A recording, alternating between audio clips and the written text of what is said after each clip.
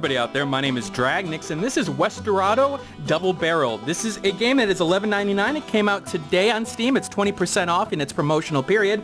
It's by Adult Swim Games, which are normally known for, like, more difficult games and sort of those frustrating, like, Super House of Dead Ninjas, for example. But this is a little bit different from them. This is an open-world Western. It's a quest-driven open-world game.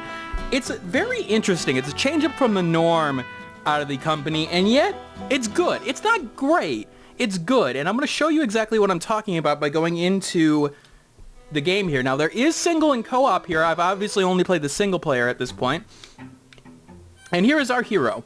Now, our hero, unfortunately, has had some rough times. Basically, his ranch was sort of burned down by a not-so-savory gentleman, and his mother and his brother were killed.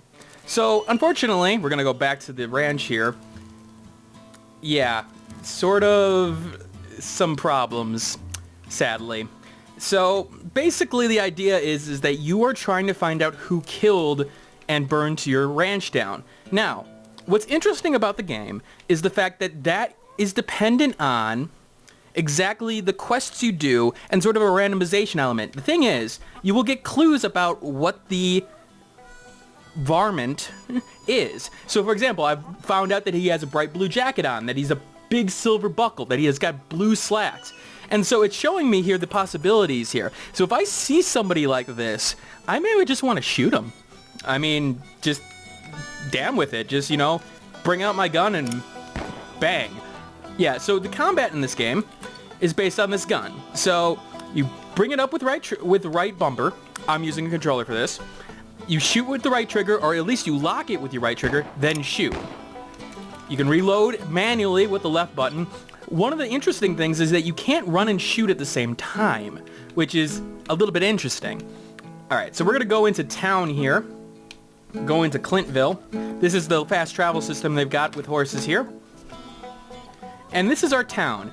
So, we can interact with the people in town, and like this guy, for example, I can actually accuse him of being the person in question. Now, obviously they're not going to respond or say anything like that, but you can find quests around town in order to sort of earn more clues for exactly who did this. And so if I go into my menu here, I can go see the wanted bandit. He has a bounty of $100 and he's over in Clintville. All right. Wait, aren't I in Clintville? Alright, so I am in Clintville, so I need to find this wanted bandit and take him out. So I'm going to go around here, I'm going to run around with the X button, try to find this bandit. That's not him.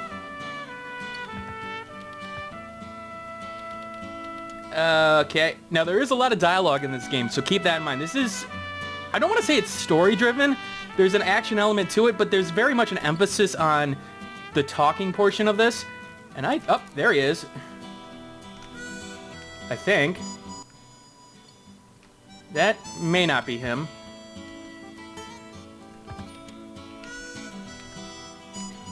I don't know, actually, if I'm supposed to bring him in or exactly what. Oh, okay, so he's got a... Does he have that handkerchief on? That purple handkerchief? That's how... Nope, he doesn't. So, obviously that's not him. I might have just shot an innocent man otherwise. Probably would have been a bad idea to do that. So, I'm going to go around trying to find this guy. Now, this game's interactive story is pretty well done. It feels very Western. It feels very fleshed out. And, you know, people act interestingly. They act differently. And, you know, it's just a good time, honestly. Now, you'll notice that I have hats in the corner. So the thing is that those are my lives in question. If I don't have any lives left, well, I'm done. But what's interesting about that is the fact that you can actually buy hats like health, but you also can buy hat or do other things with hats otherwise. So let me try to find some bandits here to fight. Oh, I'm looking for a murderer. You must be the farmhand that was filling my graves. Of course, I never give out information. If you're in need of body removal. Okay, I don't need any body removal.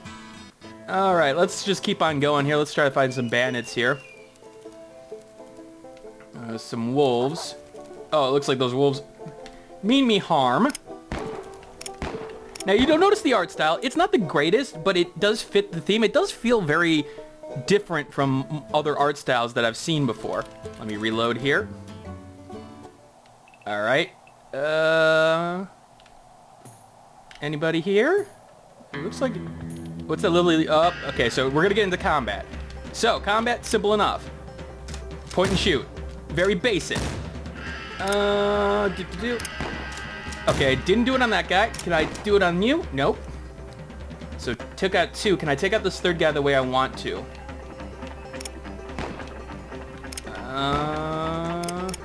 Okay, yeah, there we go. You see? You see that I knocked his hat off his head. You get extra health for your precision, and I like that element. I didn't even realize it at first, and then all of a sudden I see a hat on the ground, and I'm like, oh, that's rewarding. That gives you a reason to not just go, you know, riding the battle, especially if you only have 1 or 2 health at that point. You don't have a lot of health at this point. Now, the thing is what I do like about the health system is the fact that it actually does sort of take into account the hats that you are picked up. It will give you a different style of hat. Let's see if I can... Yeah, there we go. I knocked it off of him. See? Now, does that have any, you know, different properties to it? No, not at all. Right. Oh, hey, a ghost. What do you need help with? Like, apparently you can find quests anywhere in this game. And, okay, so I got a new quest. Alright. Another pickaxe, but Petey's the best pickaxe man can ever ask for. No, it can't be any other pickaxe than Petey, so will you help? Why not? I'll help.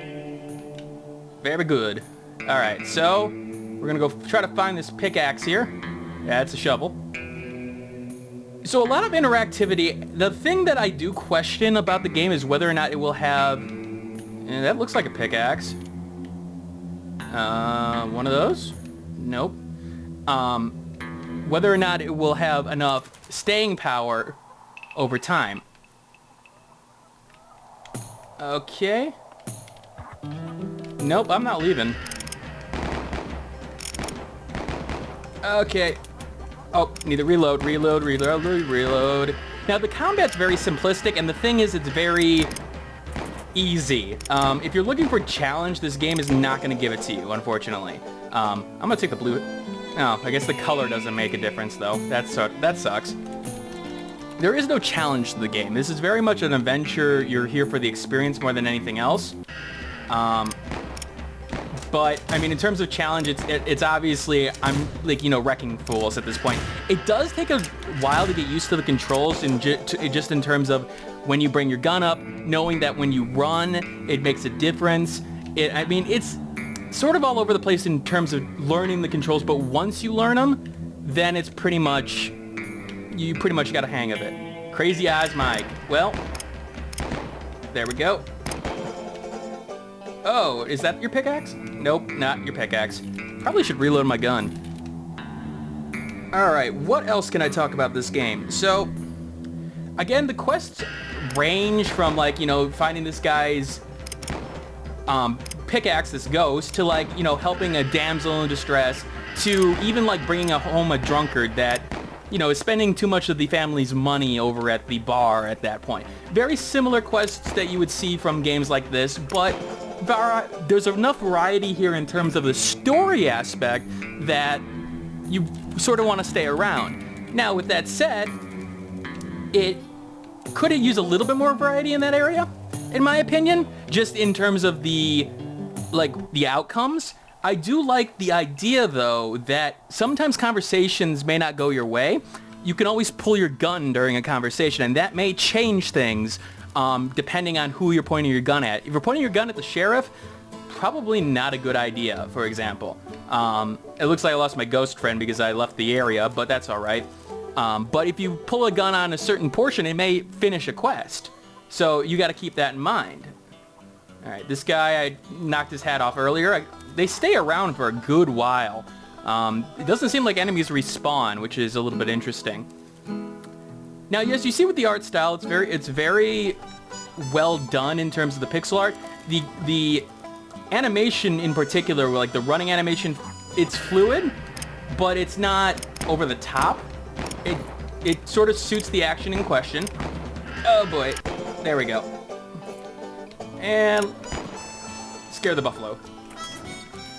Oh wait, no, hey, I got a gun. You get back here. Can I not shoot him? There we go. I'm not sure why I just shot the poor coyote, but it felt necessary. Just like, these guys could have just been doing, you know, whatever at this point. And now, the thing is that with your money system, if you do lose all your lives, you will lose all your cash money at that point. Lost a life there, so I will bring out a new hat.